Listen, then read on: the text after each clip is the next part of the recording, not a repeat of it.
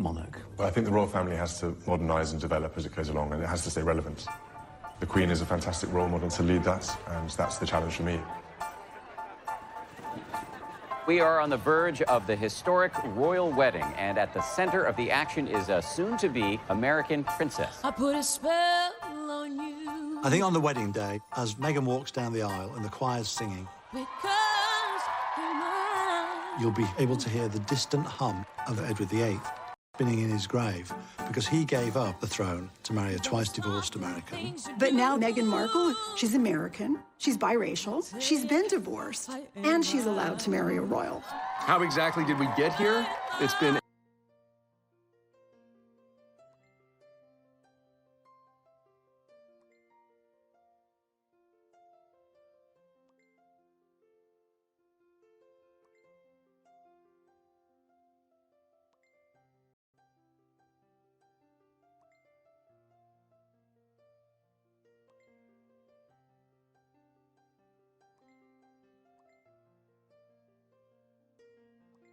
here.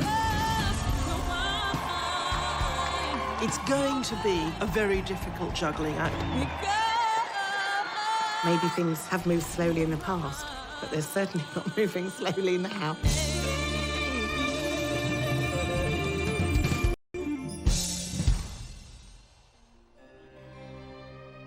There is only one job that the royal family has. There's a lot of duty, there's a lot of protocol, there are a lot of expectations, but only one job: survive. And for 1,000+ years, no family has been better at surviving. Nobody's joking about the handbag anymore. Nobody's joking about the hats anymore. There's Queen Elizabeth, you know, keep on keeping on.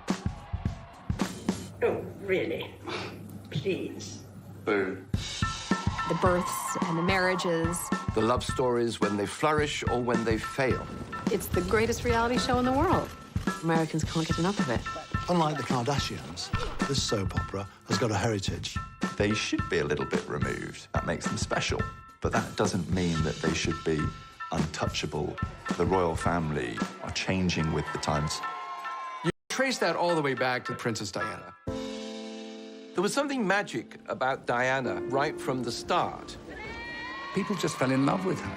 I think there was almost a worship for her. Women are generally not encouraged to be rebels.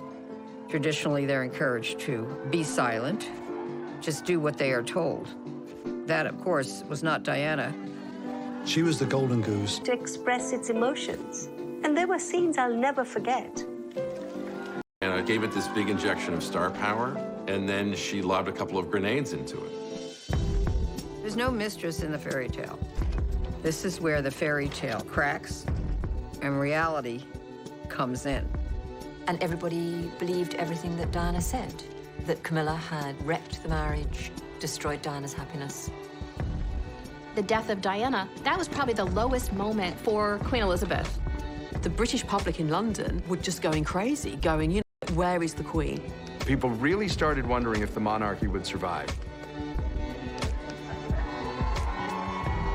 And now we have a new cast of characters. There's been a reboot. And people are tuning in. And that tune-in equates to billions of dollars. William and Harry were famous since the day they were born. So they grew up in this reality that they couldn't get out of. I don't think I'd want Prince William because everything has to be perfect. Prince Harry knows he's not going to be the next king, so he can do what he wants. They are the future of this institution. The Queen is allowing the royal family to modernize and to rebrand, if you like. Even 10 years ago, if people had said, well, just wait till Harry comes along with a divorced American of mixed birth. Oh, no, that's not going to happen.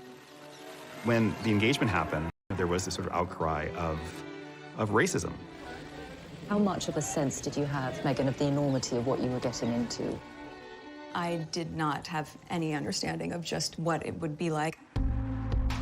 Brand, popular opinion, staying relevant, staying global is absolutely what the British royal family is about. Because, of course, if you lose that, then the British monarchy will fall. This is an institution that's got on the horizon a major brand crisis.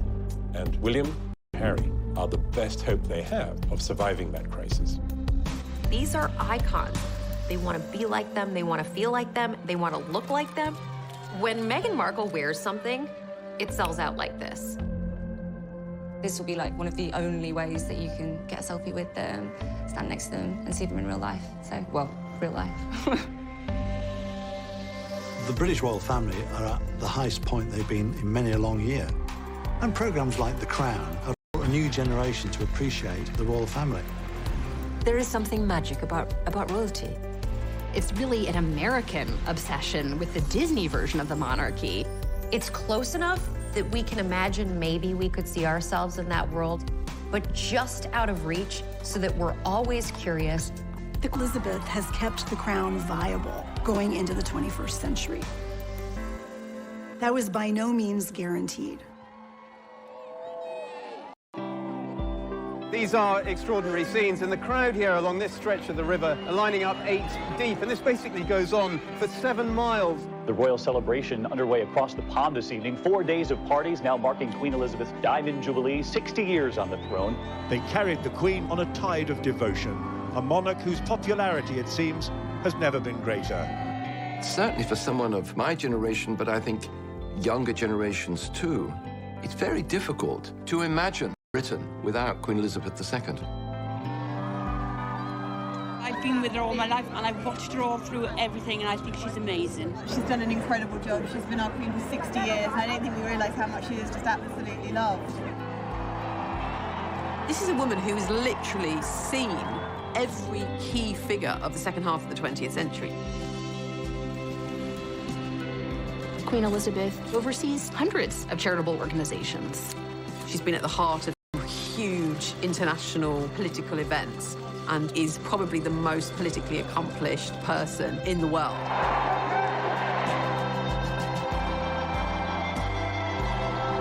The Queen, though, wasn't supposed to be Queen. She was Queen because her uncle, Edward VIII, had abdicated. Edward VIII was the eldest son of George V. He was meant to be the king following his father's death in 1936. He was quite good-looking, dashing, a rather popular figure, Edward. He was at the center of American and British socialites. He was the heart of the party. He was incredibly popular, very charismatic, but he was weak. His own courtiers were struck at how emotionally underdeveloped he was. Then along comes this extremely chic, ambitious woman. Wallis Simpson was a twice-divorced American from Baltimore. Very practical person, quite tough. By all accounts, was something of a social climber and was very interested in making the acquaintance of Edward. There's a lot of really interesting speculation about the kind of psychosexual hold that she had on him. And because she was domineering, she filled some need that he had to be mothered. Everything had been kept under wraps. The British public didn't know too much. The monarchy had a tacit agreement between the British press that intimate details of a monarch's life. People were fascinated by him. And she, in her own right, had her own luggage. So people were fascinated by her and how she managed to bag the greatest bachelor in the world.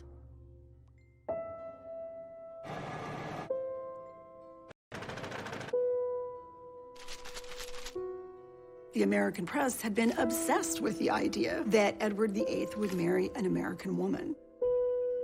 William Randolph Hearst did not like the British monarchy.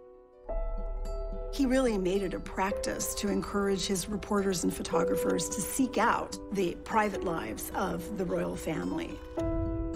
One of the photographs that drew attention was a photograph of her touching his arm. Ordinary people do not touch the monarch. That kind of intimate gesture indicated that there was an intimate relationship. A cruise he took in 1936 along the Mediterranean coast with Mrs. Simpson. They took photographs in his bathing suit. You could see his chest. I mean, he was half naked in these photographs. The public had never seen its monarch in a photograph in anything less than an utterly dignified manner. Edward VIII was one of the first victims of the paparazzi. It was becoming increasingly impossible to keep this secret from the British public.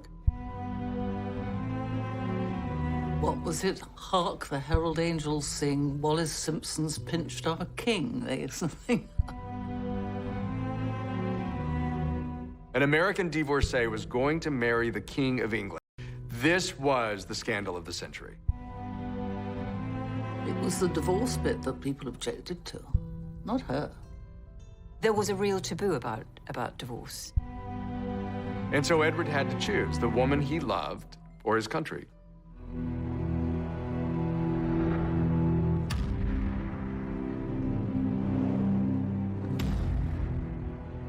An abdication was something you couldn't think of the king stepping down and going abroad to marry this woman. One cannot overstate the trauma of the abdication crisis. It seemed at the time that the monarchy, the British monarchy in 1936, came close to self-destructing. Had he insisted on marrying Mrs. Simpson, and had Parliament said no, it would have forced a standoff that the country had not seen since the 17th century. A few hours ago, I discharged my last duty as King and Emperor, that I have found it impossible of the woman I love. From that moment onwards, the name of Edward VIII, his presence hovering in exile with this wicked American divorcee, it loomed over so many decisions of the royal family. Knowing what we know now, it is incredibly fortunate he abdicated. After they married, they actually paid a visit to Germany and met Hitler.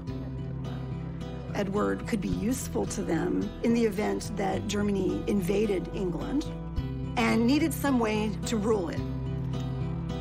It raised real concerns. There is a real chance that the course of history could have been changed had he stayed on the throne. Edward was king for 1 year. He was not crowned. So the coronation that had been planned was held for his brother, who ruled as George VI.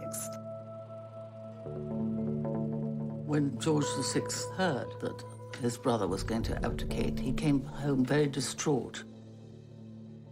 And Elizabeth and Margaret, her sister, were looking over the balcony. And Margaret said, "Does this mean that you'll be Queen, Lilibet?"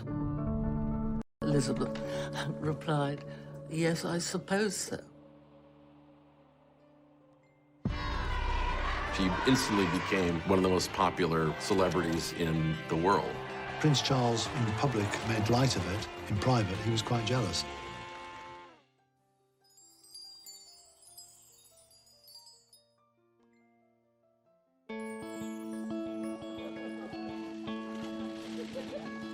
I wonder whether George has, in any sense, started realizing who he is and what one day he will become. Well, as far as we're concerned, within our sort of family unit, we are a normal family, you know. I love my children the same way any father does, and I hope George loves me the same way any son does to his father. There'll be a time and a place to bring George up and, you know, understand how he fits in the world. The people who are going to fascinate us going forward are going to be those children. Particularly George, he will become the King of England someday. You have a very clear line of succession, which is something, of course, the British monarchy is always concerned about. The 2013 Succession to the Crown Act made birth order the criteria for succession. It no longer made sense for males to take precedence over females. Had George VI had a boy, the boy would have become the heir presumptive. But because she was the eldest child and there were no boys,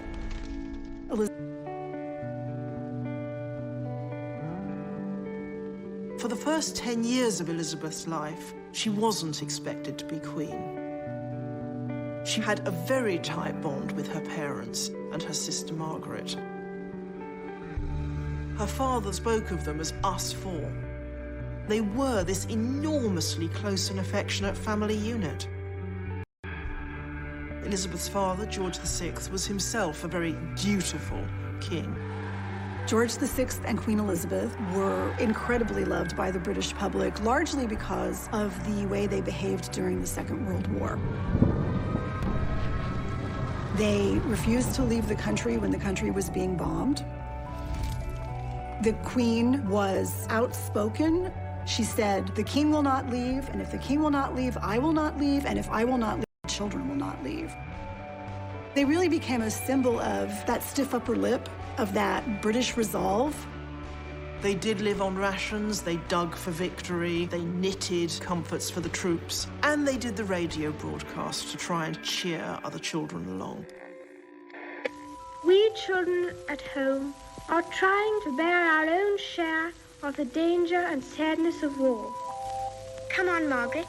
Good night, children. Good night, and good luck to you all.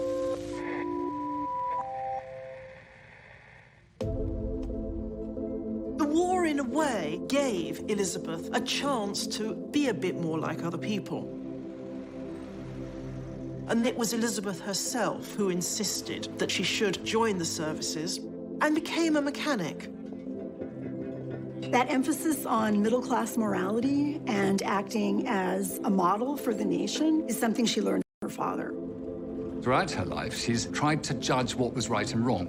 And her father had been very much the torch shiner into the dark space for her.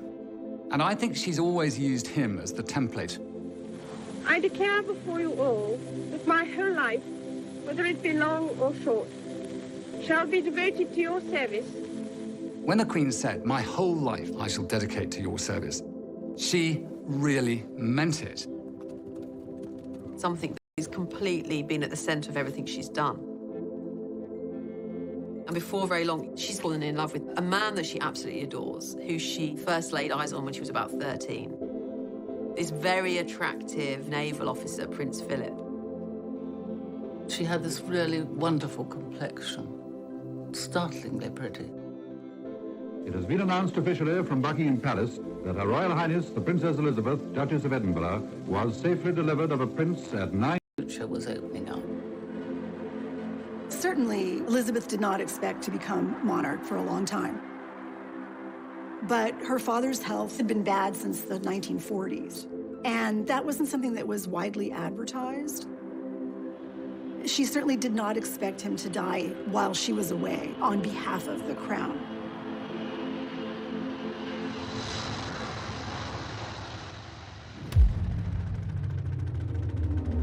This is London. It is with the greatest sorrow that we make the following announcement. At 10:45 today, February the 6th, 1952, the King passed peacefully away in his sleep.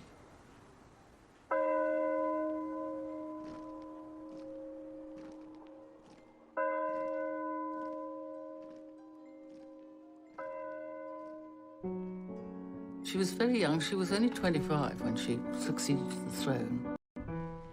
The combined issues emotionally of her father dying and the assumption of the role of kingship were, of course, bound together. The rulers of Britain have ruled over the greatest empire the world has ever seen. She's Queen of Canada, she's Queen of Australia. She's Queen of 15 other countries. But at the same time, she was very well trained for this job. Here is a woman, her father was never supposed to inherit the throne, and therefore she was never supposed to inherit the throne. And here she is, Queen Elizabeth II.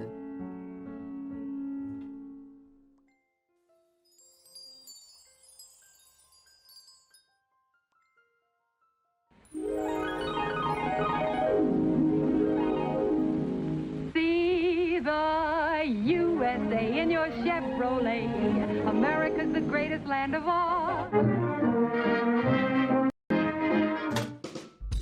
We think about the period following the Second World War in the United States as being this great consumer moment, a great moment when there's a lot of opportunities for people and they're starting these brand new lives with Tupperware. Freeze it, stack it, any which way. It won't leak or spill. But that's not the lived experience of the British right after the Second World War. Britain, it was so grim after the war. I didn't recognize London. There were so many bomb sites. There was tremendous austerity, food rationing, fuel rationing. It was horrible. Rationing did not end in Britain until 1951. The prospect of rebuilding it all again and what was life going to be like. There wasn't a great spirit of gaiety, and it brought a bit of colour to the nation, which had gone through the most terrifying ordeal. I mean, the world had.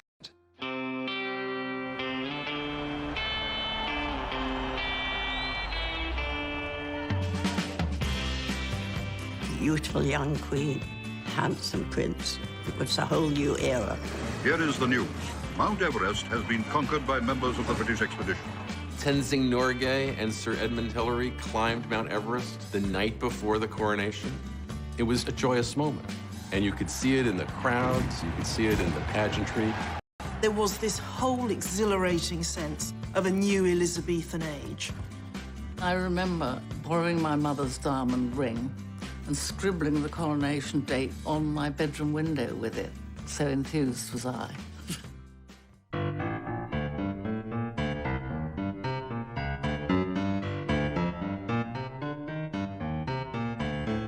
Coronation happens once a reign, and as a royal ceremony, it does give you a sense of where monarchy is, where the state is, and where the people are at that time.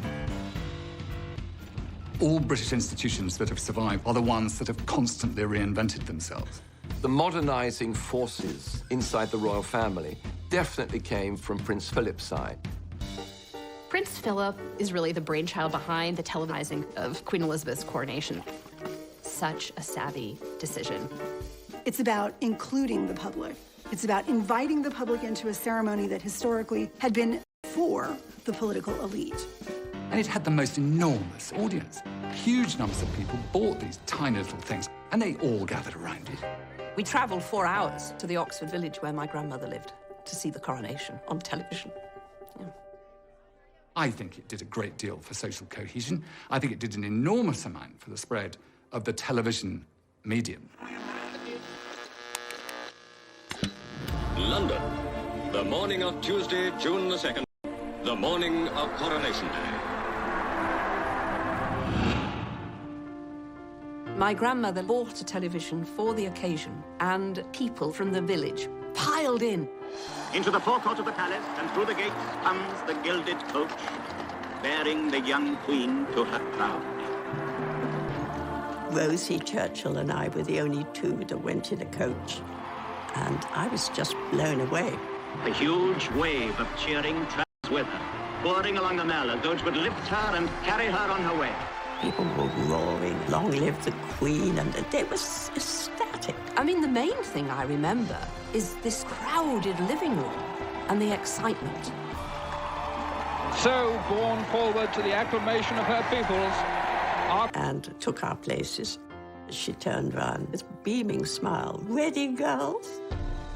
Madam, is your Majesty willing to take the oath? I am willing. The Queen was quite extraordinary. I couldn't understand how she could be so calm, completely unfazed by the whole thing. You only have to walk into Westminster Abbey and imagine all the balconies that get built for a coronation. All those eyes peering down. I should imagine the pressure was immense. The things which I have here before promised, I will perform and keep, so help me God. She never put her foot wrong the whole day, not one. The moment of the Queen's crowning is near at hand. The Archbishop raises it high in the sight of the people and reverently places it on the Queen's head. Her Majesty, Queen Elizabeth II, is crowned.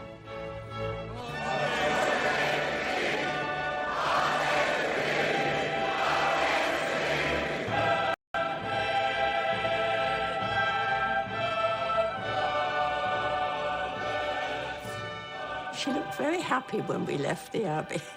I think when it was all over, she was very serious all the way through. As this day draws to its close, I know that my abiding memory of it will be the inspiration of your loyalty and affection. I'll never forget it, never. It was the greatest day of my life.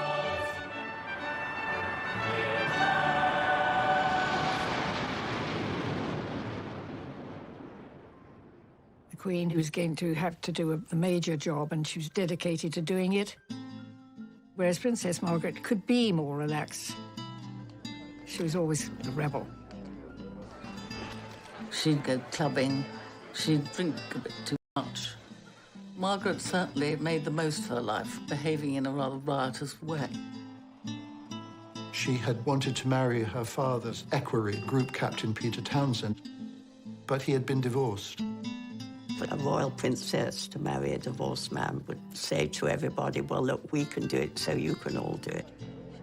They didn't like that then.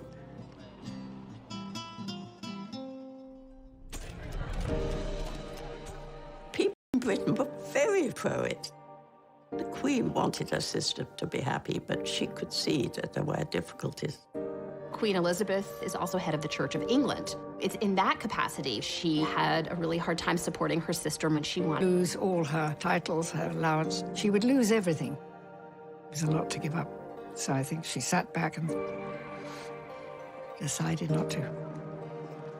Princess Margaret's life was in many ways shattered by her love for a divorcee. There was this echo of the abdication.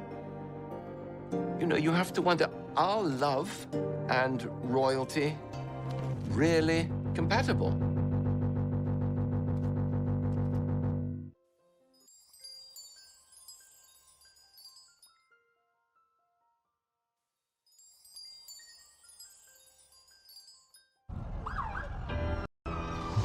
William and Kate now here in New York. You can hear those fans screaming there. I've been such a fan since I was little, and I'm dying to see them.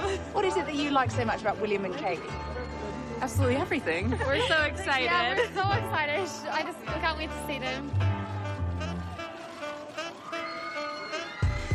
The rollout of the royal red carpet for Prince William and a glowing Kate Middleton. I think they've been a nice, refreshing, regal addition to the city this week. All bets were today when the Duke and Duchess of Cambridge arrived in the city for their first official visit. Prince William took a detour to meet political royalty at the White House. The couple courtside at the Brooklyn Nets basketball game Monday, getting a glimpse of American royalty. King James, Jay-Z, and Queen Bee. These days, we think of America as almost belonging, as having more in common with the younger royals. But back when Elizabeth was a younger woman, she absolutely seemed to love that exciting, freer vibe she felt there. And America was very open to her. No one does a wedding like the Brits, but nobody does a parade like New York.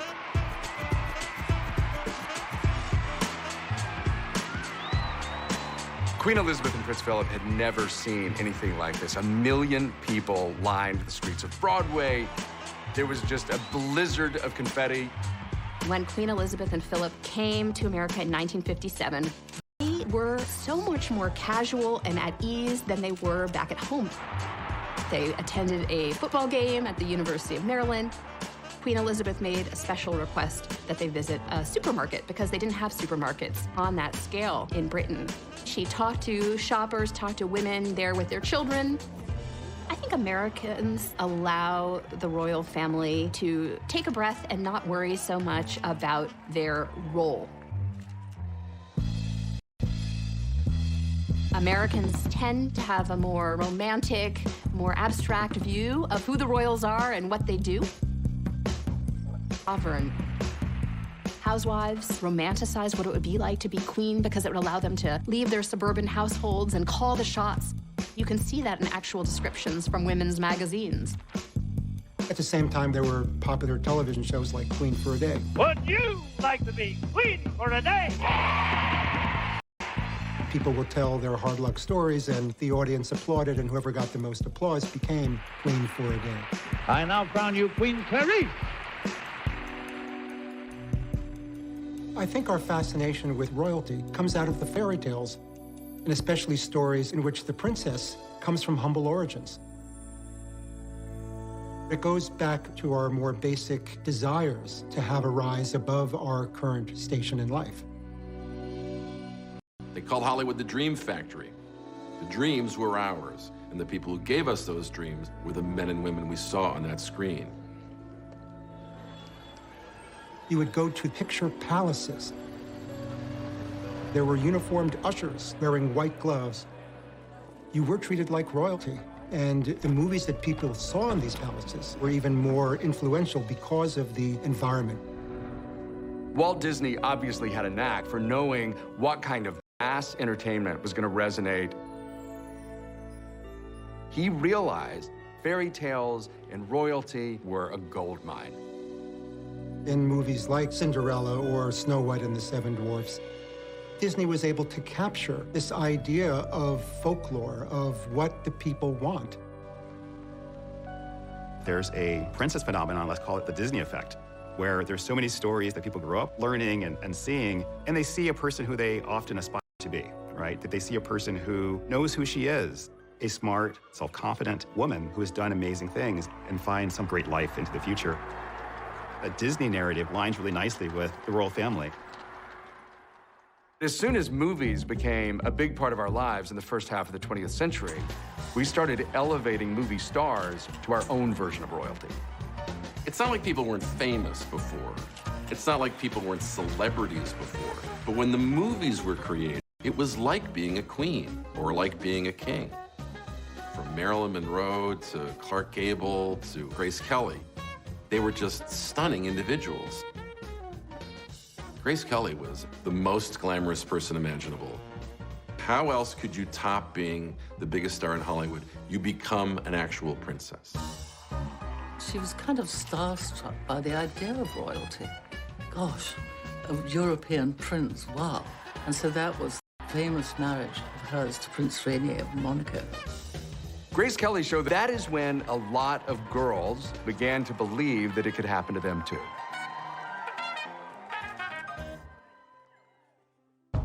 Old-fashioned, elitist, and out of touch. He dared to actually criticize the Queen herself. I don't retract that for 1 minute. Because you see, I'm now being attacked for having attacked the Queen.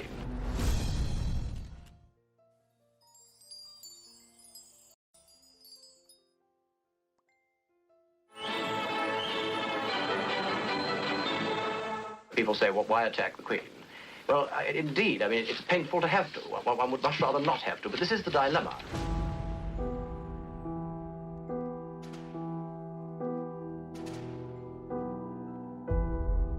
In her early years, the Queen did have some difficulty with the public relations aspect of her role. Glamorous though she was, beloved though she wasn't very approachable. I mean, to judge from your article, you expect the Queen to have qualities of a wit, would like her to be a better orator, you would like her to be a TV personality, in addition to being a diligent, dutiful, and devoted monarch and a mother. What I'm suggesting is that in her public speeches and appearances, spontaneity should be the keynote. I want to tell you all how happy I am to be amongst you and how much I look forward to my journey through Australia. Her own natural soul is not allowed to come through. It's a sort of synthetic creature that speaks. Lord Altrincham, John Grigg, was a journalist who in 1957 critiqued the Queen for being very old-fashioned and elitist and out of touch. He dared to actually criticize the Queen herself. He said that she sounded like a priggish schoolgirl, that it was hard for people to relate to her, that she didn't perhaps sound as if she actually knew that much about anything. I don't retract that for 1 minute. Because you see, I'm now being attacked for having attacked the Queen. He was even physically attacked by a member of the League of Empire Loyalists, who said of the fine that he was charged when he was convicted that it was the best investment he ever made. What made it worse was there was actually a germ of truth to this. The Queen was this shy young woman. She's the public face of the monarchy and she's a private person, and she's trying to balance these two things. Prince Philip was always telling her, smile more, look over there, Lilibet, look at the children, just to look a little more warm and open. The Christmas broadcast of 1957 can be seen as a direct response to Lord Altrincham's critique. It's inevitable that I should seem a rather remote figure to many of you. But now, at least for a few minutes, We see her with pictures of her family around. And it is meant to give that sense of, yes, the royal family are royal, but they're a family just like us. It was the first such royal Christmas broadcast to be televised. She quite self-consciously spoke to the very concerns and criticisms that he had raised about the monarchy being out of touch. We can show the world that we are not afraid of the future. It's really difficult for anyone to maintain mass popularity. The public is fickle, the public is sometimes unforgiving. You have to be willing and able to adapt with the times, especially when there's a social revolution in the air. Everyone is voting for Jackie. The cool music of the time was not rock and roll, it was Frank Sinatra. And Frank Sinatra was recording campaign songs for JFK. Instantly, the presidency was covered with glamour. The torch has been passed to a new generation of Americans born in this century. John F. Kennedy, in a way, was a royal for the American people, but he was also a relatable man. They symbolized a kind of common touch. People really believed that he got them and that he wanted the best for them. And at 43, the youngest president that we've ever had, some argue that he was maybe one of the most good-looking. I was a bit keen on JFK, as girls my age certainly were. And there was Jackie glittering beside him, not upstaged by him. America's Queen, as Frank Sinatra called her. A real international star. I am the man who accompanied Jacqueline Kennedy to Paris, and I've enjoyed it. Jackie Kennedy really embraced a very fashion-forward sense. She says that I'm fresh, I'm new, I'm not going to let anybody stop me. And she really was herself. Paris, Vienna, then London. A hectic round of flying visits for the President of the United States. 500,000 people lining the route from London Airport to the West End just to cheer a hello to Jack and Jackie. There was something about when the Kennedys came over.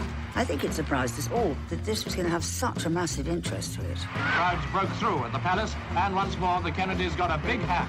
I think that the British were drawn to two people who could be a little bit more freer than they were. The Queen was somewhat outstripped by the Kennedys. We're talking about people who transcended their role, people who electrified the world that way. Nobody could compete with JFK. The monarchy evolved with some kind of feeling for how successful the Kennedys had been. I can't believe that it wasn't in the back of their mind. Challenge is to portray stability, portray the history of Britain without looking like hopeless relics of an earlier era. And in the 60s, they seemed to have a problem with that.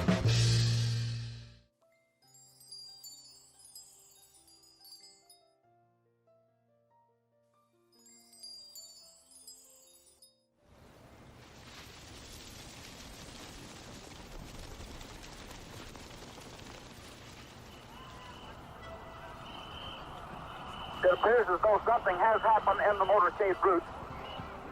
Something is wrong here. Something is terribly wrong. Stand by. There has been a shooting. I repeat, a shooting in the motorcade in the downtown area. From Dallas, Texas, the flash, apparently official, President Kennedy died at 1 p.m. Central Standard Time, some 38 minutes ago. It was the most horrible thing that anyone could imagine. That this dash in American City was just shocking. We felt it in Britain, too. Jack Kennedy, he was a president that was loved. In memory of President John Fitzgerald Kennedy, who in death my people still mourn, and whom in life they loved and admired. Here was a man who had symbolized hope, who had symbolized these ideals, and those all seemed lost now. After a period of terrible trauma for the nation, America was primed for something fun and escapist. And then along came the Beatles. 3,000 screaming teenagers are at New York's Kennedy Airport to greet, you guessed it, the Beatles. I remember American friends of mine saying we needed this after what we've been through. The welcome was just overwhelming. You can't photograph noise, but you can photograph the people making the noise. And they didn't let you down. I got every Beatle record at home, every Beatle record.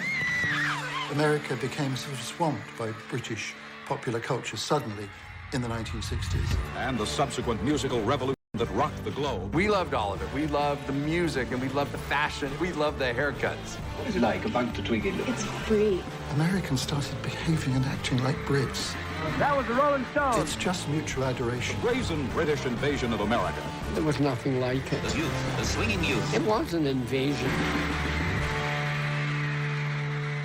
Beatles mania swept the globe.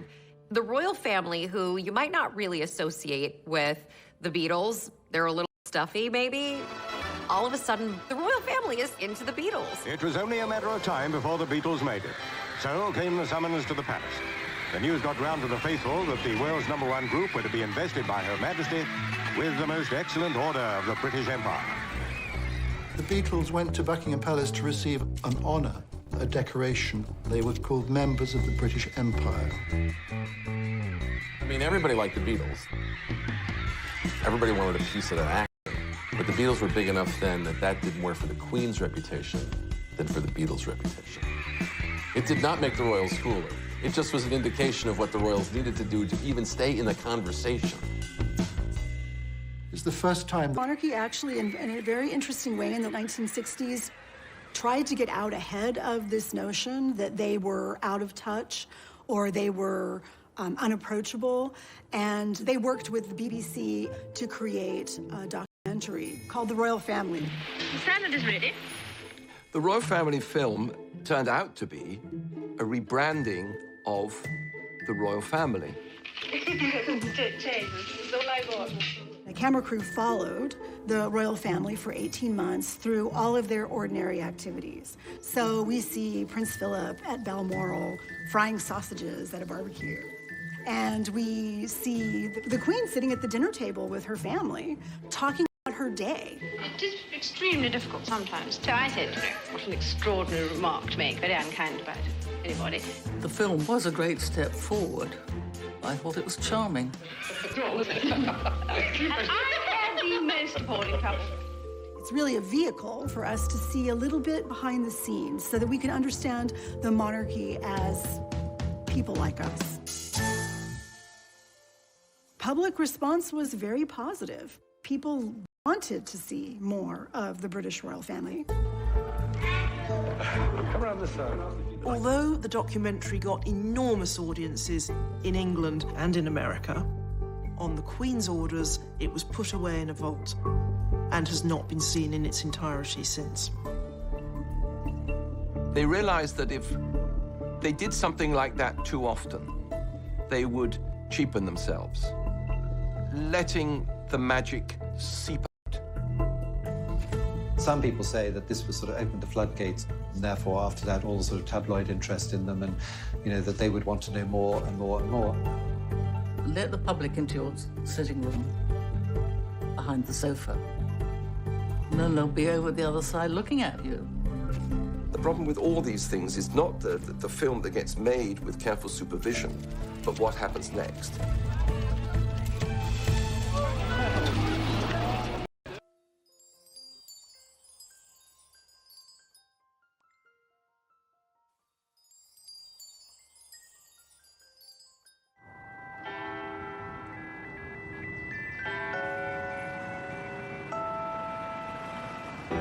Exciting breaking news from Kensington Palace this morning. Alarm bells are ringing. We've been on royal baby watch for a few days now. It's happening. Kate Middleton, the Duchess of Cambridge, has been admitted to a London hospital. It's one of the most famous hospital tours probably in the world.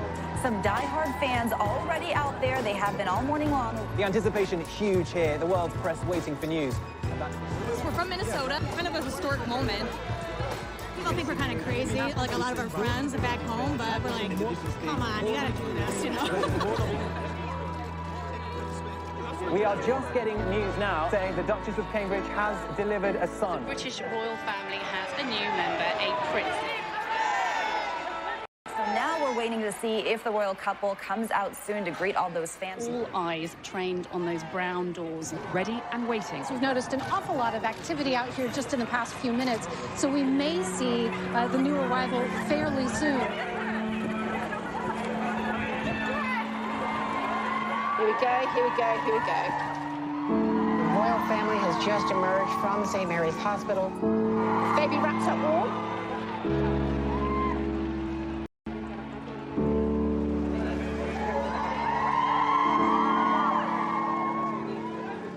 We screamed. Everyone was screaming, trying to get the pictures and videos.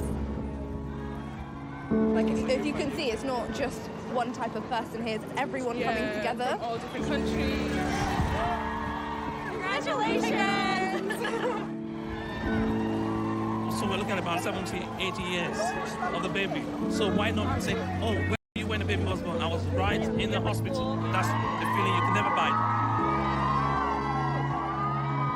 Princess Catherine has had a little boy. He weighs 8 pounds and 7 ounces, and we're all very happy. It's the moment so many royal watchers have been waiting for. According to tradition, the birth announcement was also posted on a bulletin board outside Buckingham Palace. As outside the palace, all-night crowds are rewarded by the bulletin announcing that Princess Elizabeth was safely delivered of a prince and that Her Royal Highness and her son are both doing well. One of the great features of the royal brand is that it's cyclical. The royal family is not only a lifelong reality show, it's a centuries-long reality show.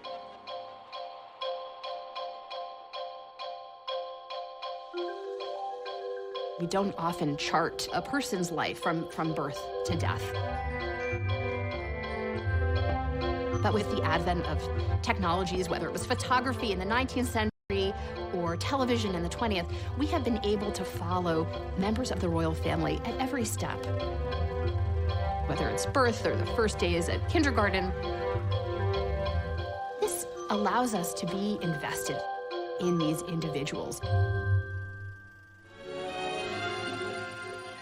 A heavy program of official engagements prevents the Princess and the Duke from seeing their son as often as they wish.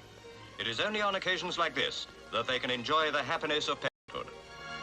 Charles, it was his misfortune to need that she give herself to her people. For 6 months, Buckingham Palace has been a palace without a sovereign. The Queen has travelled round the world. She reigns not just at Buckingham Palace, but in the 4 corners of the earth. Soon now, the royal standard will fly again from the palace rooftop. And we at home will say, welcome the Queen. He had quite a difficult childhood. His parents were very distant, not just physically, but emotionally as well.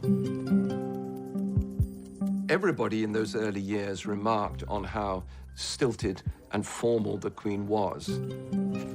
Charles suffered from that, probably more than anybody else. Charles and his mother were subjected to private reunions in public scenarios. But all of this, at the end of the day, is because of the growing power of the media. Previous kings had gone off to school or had their lessons with their tutors. We saw film, newsreel. Here is courage. Here is honor.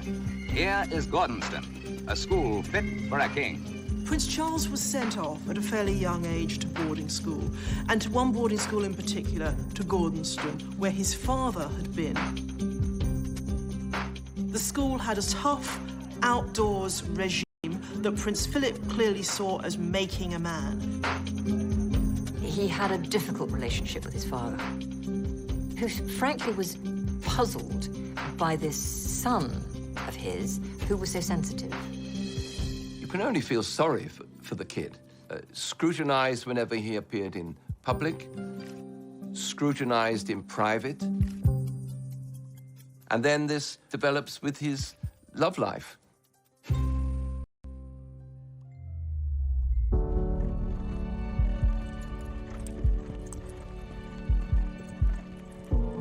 In the early 1970s, Prince Charles met Camilla Parker Bowles, and they were made for each other. There was a huge bond between Charles and Camilla from the start. Partly it's the things they shared, a love of the outdoors life, of horses, you know, no taste for the spotlight, for glamour. Partly it's the thing they didn't share, the thing she could give him, this jolly, breezy confidence. Camilla was not an aristocrat, and she had had previous boyfriends. She had a boyfriend when she met Charles. A woman of experience and knowledge was not an appropriate partner for the future King of England. He went off into the Navy, he went off to the Caribbean, and shortly after, Camilla wrote him a letter telling him that she was going to marry Andrew Parker Bowles. Charles was absolutely devastated. There was a lot of pressure to find a bride.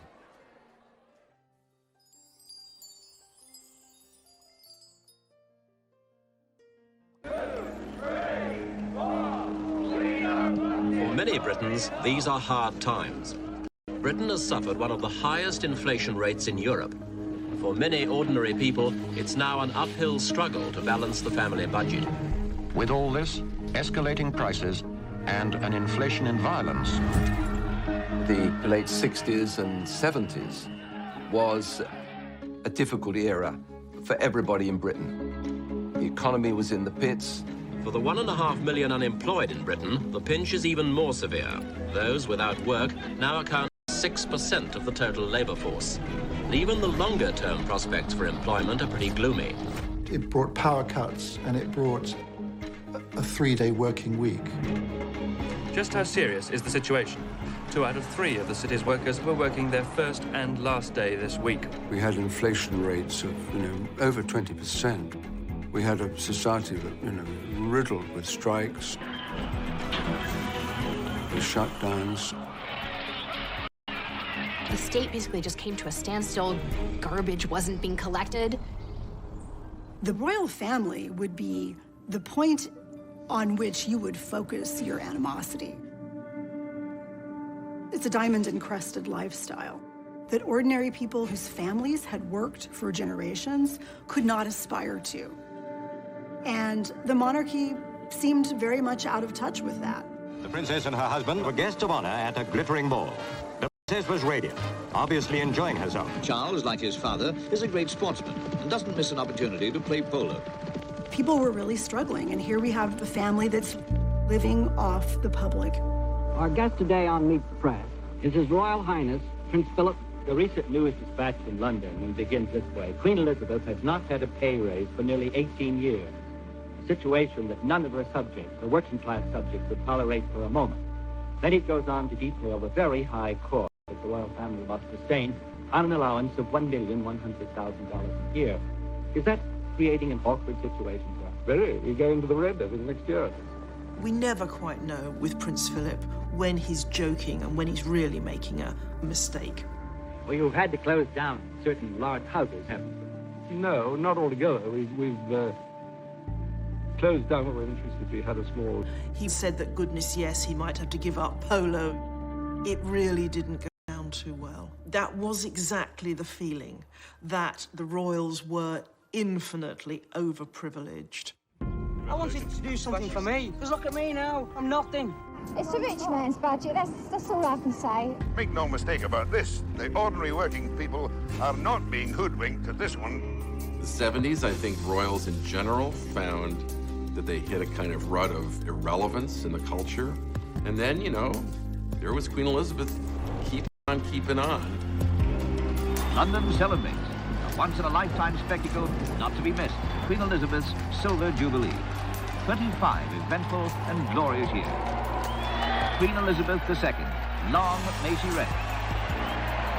For one brief moment, the Jubilee seemed to unite the divided nation under one flag.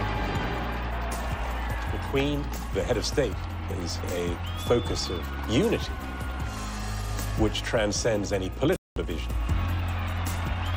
In America, the president is the head of state and at the same time the head of government. In the British system, The head of state and the head of government are two separate entities.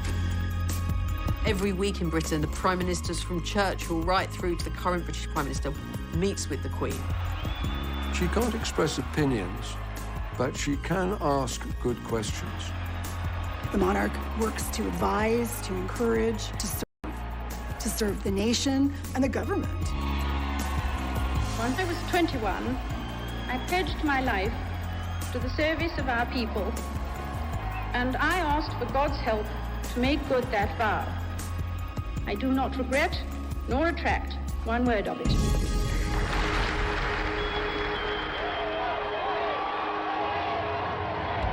The 1970s were tough times, but people needed a distraction. And this Jubilee was just what they needed.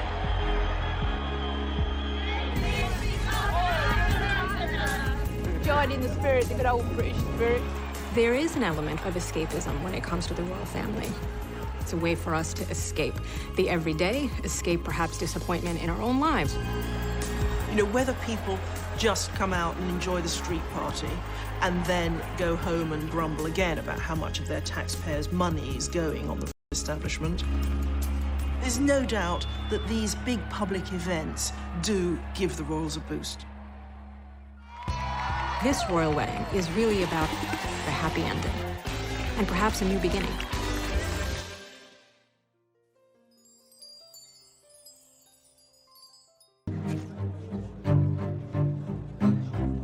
Charles grew up always trying to gain his father's approval and never quite succeeding.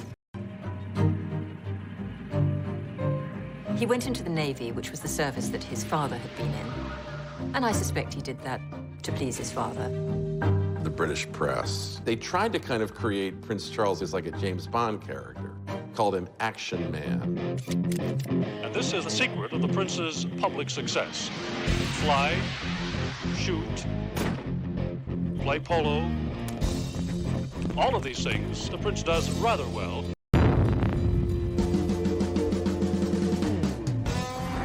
Gunnery practice is all part of the schedule.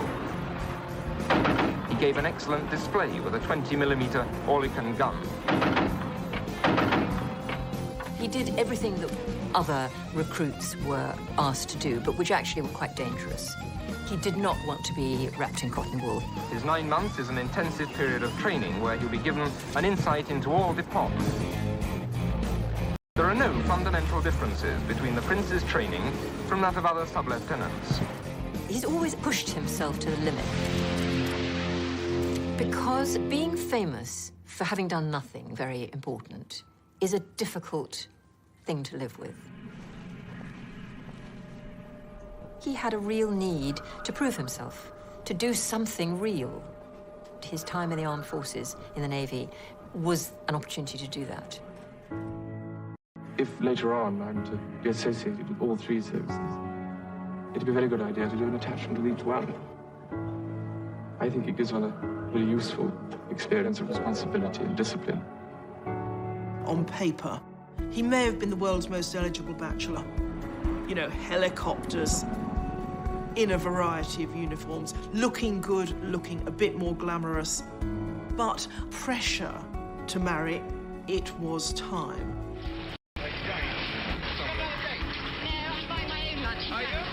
There was this kind of hysteria in the mass media to push Prince Charles down the aisle because he'd said that 30 was a good age to marry, and by the time he got to 32, everybody was saying, well, come on then. He's getting on a bit, about the time we got married. I think he should get engaged because he's getting older. People had been waiting for a long time to see who Prince Charles was going to choose as his spouse. Anytime anyone was photographed within 5 feet of him, they were the new princess. There were questions. The kind of dirt the press were looking to dish on any of Prince Charles's girlfriends was things like whether they had a past, whether they'd had boyfriends. Extra element that the future Queen of England was expected to be a virgin. And of course, the trouble is that that was terribly out of touch. The days when any bride was supposed to be a virgin had long gone. It made it a very difficult, tense situation for him. Sarah, you know, Lady Diana Spencer's older sister, was widely tipped as being a possible bride. It was when he was dating Sarah Spencer that he actually re-met, or you could almost say met, Diana Spencer. When he finally met Diana, she seemed the perfect bride for him. She was aristocratic, she was a virgin, she was a member of the Church of England. She was young. There were no skeletons in the cupboard. There was no fear of, you know, ex-boyfriends coming out of the closet. This shy, somewhat ordinary young woman who teaches kindergartners, and she's thrust into the limelight. Lady Diana was back at the Pimlico kindergarten where she teaches this morning, but polite as ever, she was saying nothing about her weekend with Prince Charles to the assembled press corps. Don't comment all that. Did you have a good weekend, though? It's work now, okay?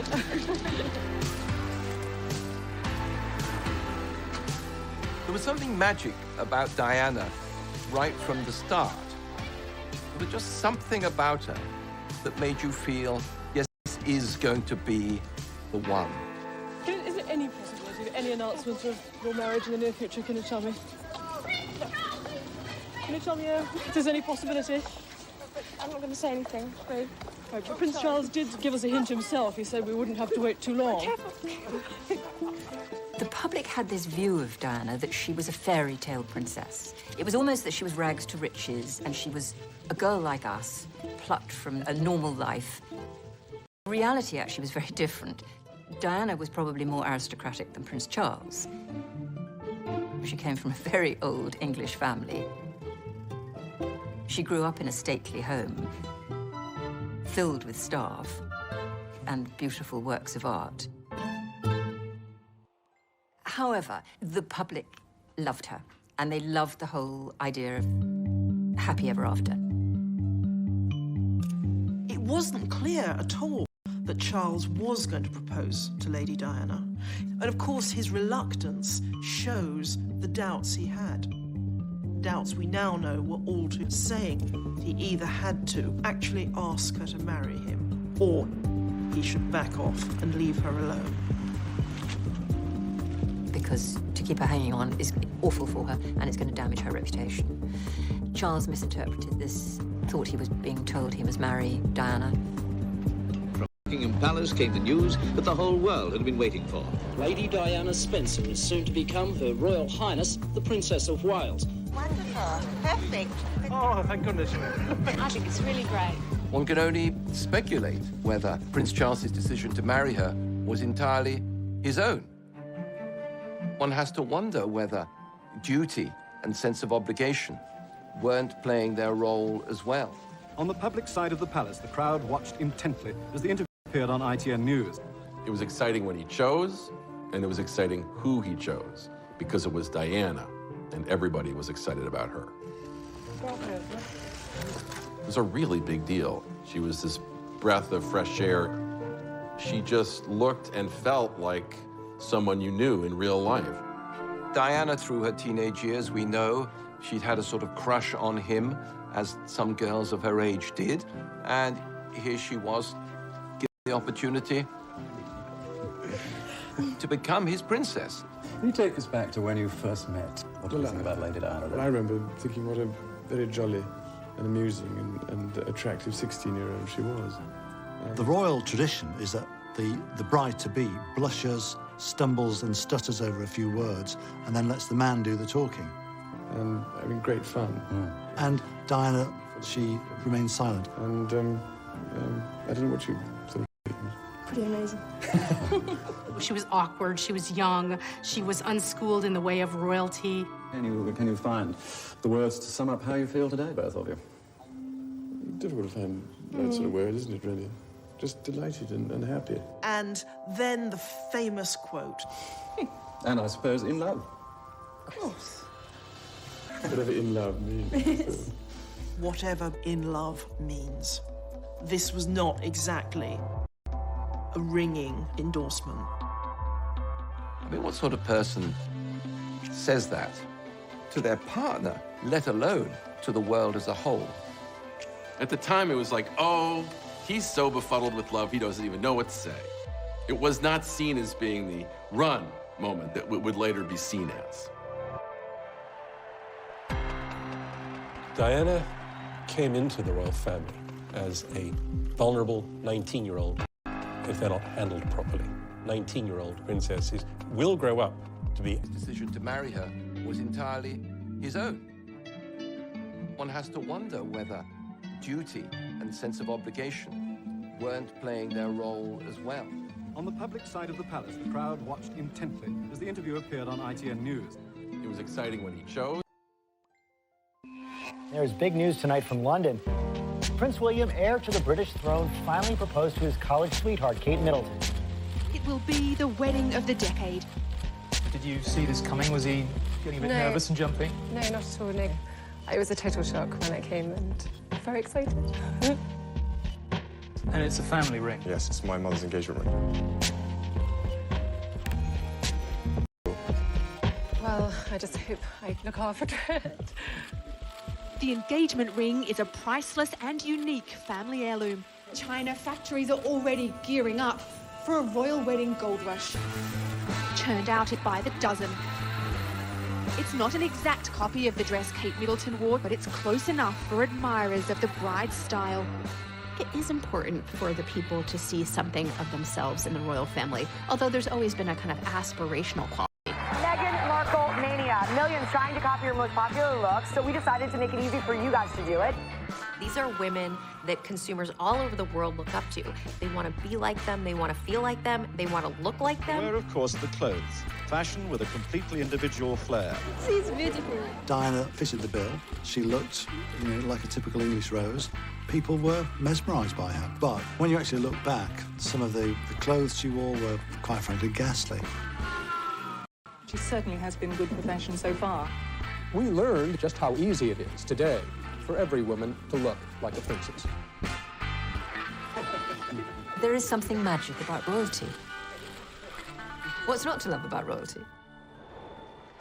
Congratulations and jubilations. I want the world to know how happy as can be. It's fairy tale time. And in Britain tonight, the fairy tale is coming to life. Lining the streets of London, 2 million well-wishers. We are sitting in this magnificent location overlooking St. Paul's Churchyard.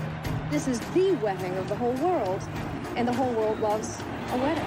As you can see from the pictures, people here are shoulder to shoulder and wall to curve. The wedding guests assemble. The huge, cheerful crowd that has waited so long and patiently roars and waves its welcome.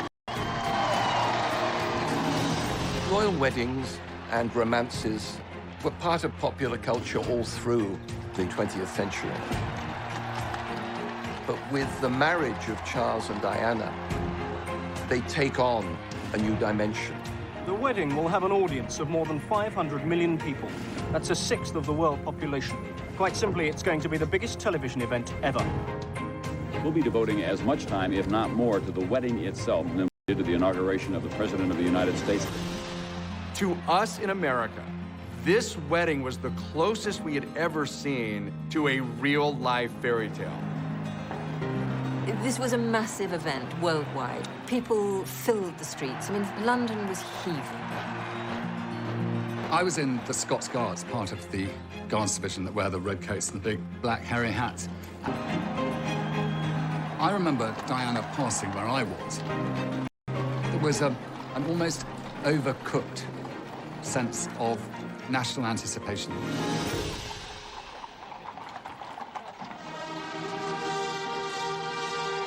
can tell that she has arrived.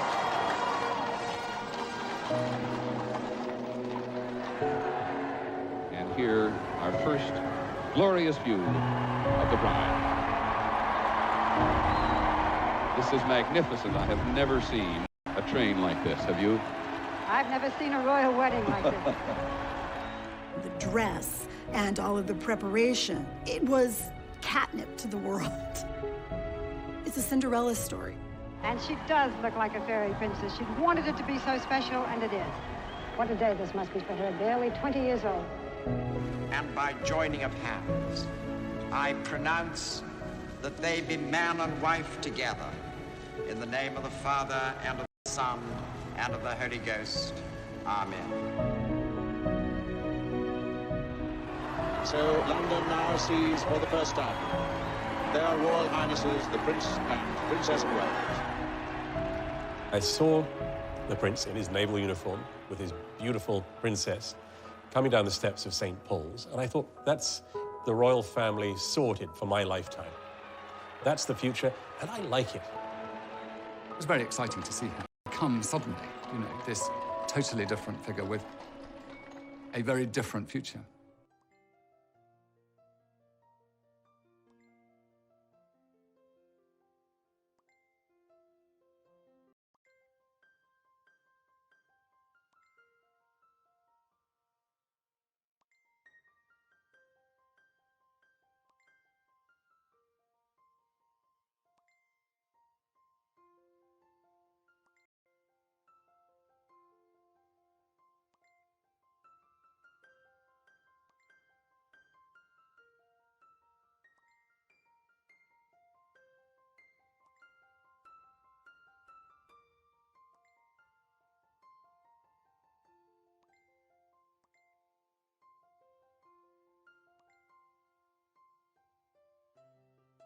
Princess of Wales.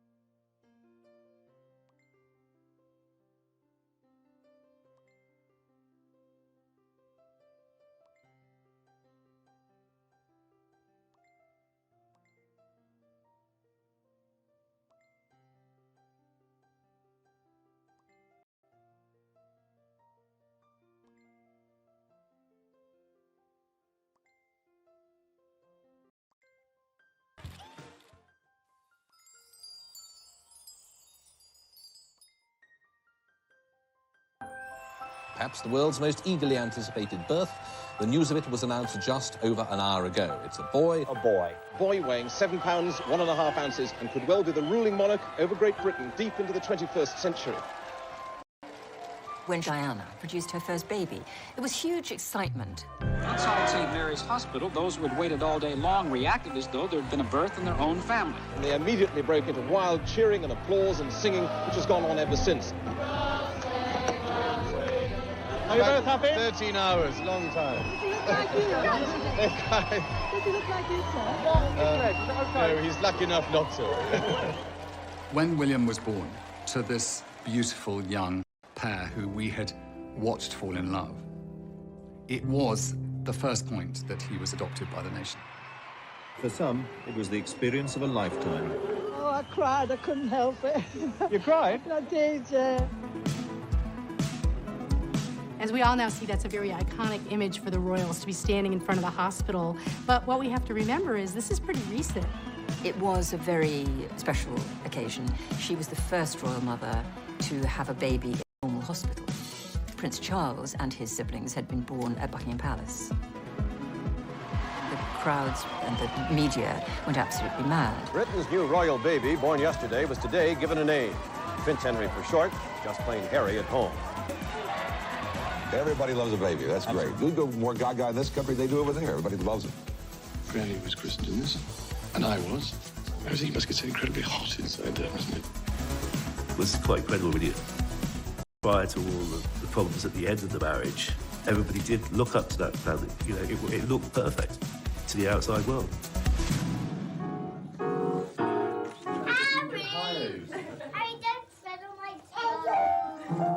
young family, the model first family of the country. This is what we all aspired to be. Well, now reports are emerging in the press around the world that the couple's storybook romance entered a rocky chapter. This is where the fairy tale cracks and reality comes in. It is divorce for Charles and Diana. Things got so bad, people started wondering if the monarchy would survive. And then this absolutely incredible drama that nobody could have foresaw. There has been a terrible accident in Paris. Buckingham Palace confirmed the death of Diana, Princess of Wales. I say from my heart, there are lessons to be drawn from her life and from the extraordinary and moving reaction to her death. Princess Diana shook the modern monarchy. Reaching out to people, hugging people, touching people. AIDS, leprosy, landmines, and change people's perceptions. Ladies and gentlemen, please welcome Meghan Markle. Meghan, what's interesting about her are the echoes of Diana. If you have a profile where people are listening to what you're saying, I really, truly think you need to be saying something that's valuable. Ladies and gentlemen, everyone needs to be valued. She really did hold a mirror up to the monarchy and say, look at yourselves. The anticipation for Meghan and Harry's wedding was like nothing that I had ever seen. Yet again, this raw story that keeps on giving. This beautiful inclusiveness into the royal family. This is a great message to the world. Meghan is less interested in the glass slipper and more interested in breaking the glass ceiling. So many girls will wake up this morning across the world and look at TV and see somebody that looks like them. As part of a new modern monarchy.